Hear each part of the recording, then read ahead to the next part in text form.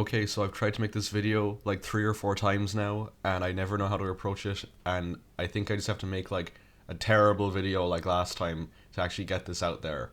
But long story short, we've done more work on Gremnor, we meaning myself, and basically, yeah, I think the project's dead.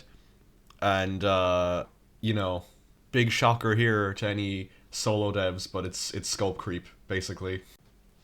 I said this in the last video, I'm pretty sure, but the start of Gremnor was just me playing around with various, like, you know, bits of a game. I was looking at tutorials and seeing what I could make, and I had, like, movement, I had some enemies, I had some collisions, I was working on, like, a menu and stuff. Eventually I got up to projectiles.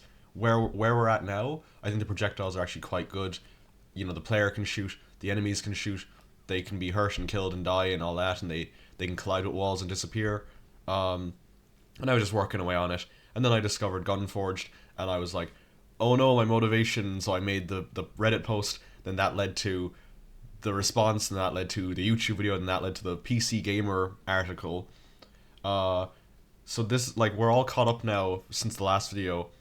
The PC Gamer article was crazy. Um, and that brought in a load of, like, viewers to the video.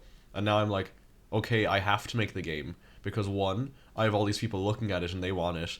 And two, like, this is like the most recognition I've basically gotten for anything, which is crazy.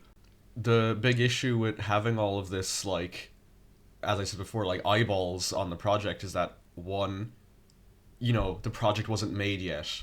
It was not finished. It would have been great if all this happened and I was like a month away from releasing, but I'm not. Uh, like, there is technically a game there in that there are enemies and they behave and you can air quotes play it, but Gremnor is nowhere close to being finished. At least the version of it I had in my head.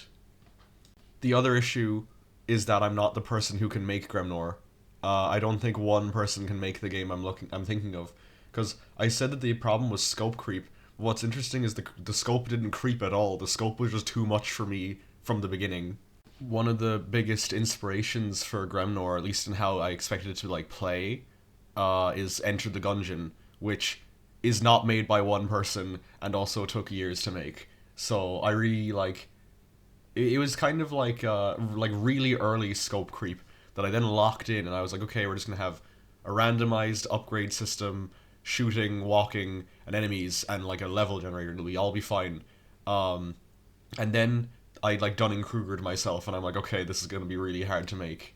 Adding on to all of this is that I'm not actually like a good programmer. I barely know what I'm doing, and like very quickly after making any sort of addition to the game, I immediately forget how it actually works, and it becomes very hard to change anything once it's already been put in.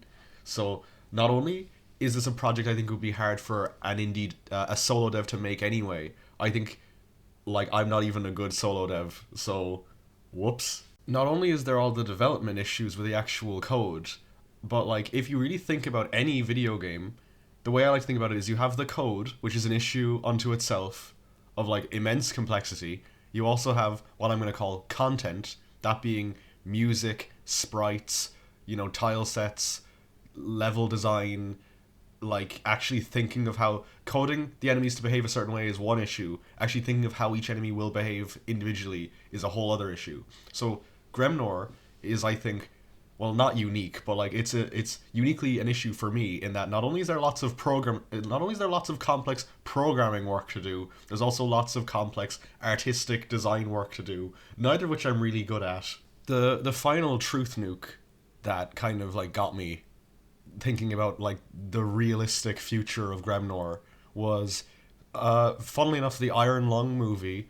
I went to watch Iron Lung with a friend, and I wasn't a huge fan of the movie, to be honest, but it got me thinking about, like, you know, Iron Lung, the game, is a 3D model of a submarine inside a 3D model of like a sea floor, and you move around and take photos, and then there's a jump scare. Like, that's not a complex game to make, and it got a movie.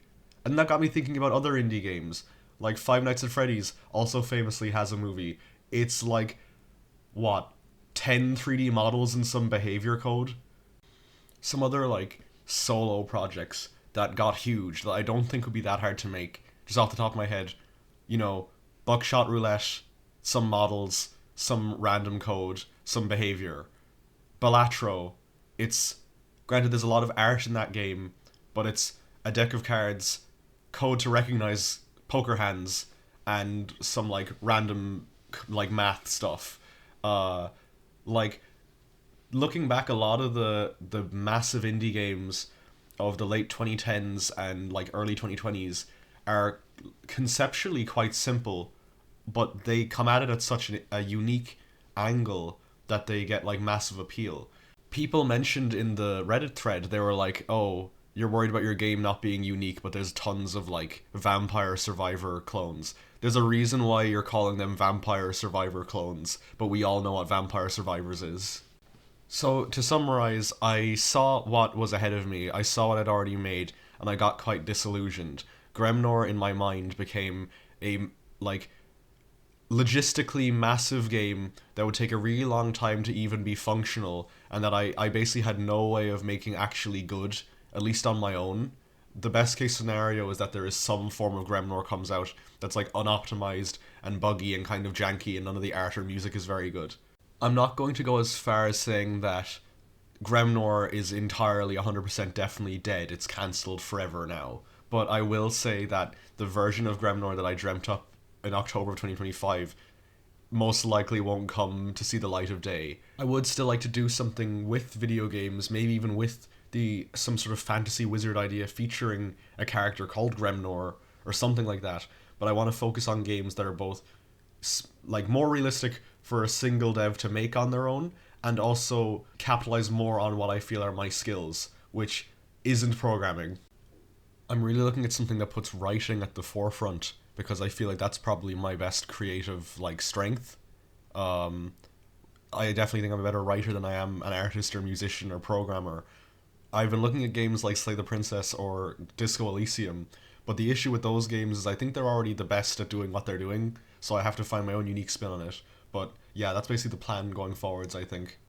I'd like to thank everyone who gave the time to like, read the PC Gamer article and like decide to watch the video and stuff, because if not for the like 800 views this thing got in a week, like I wouldn't have felt the need to make this video at all. If I just sent my little fart out into the wind and nothing came of it, then most likely I would have just like carried on with my life.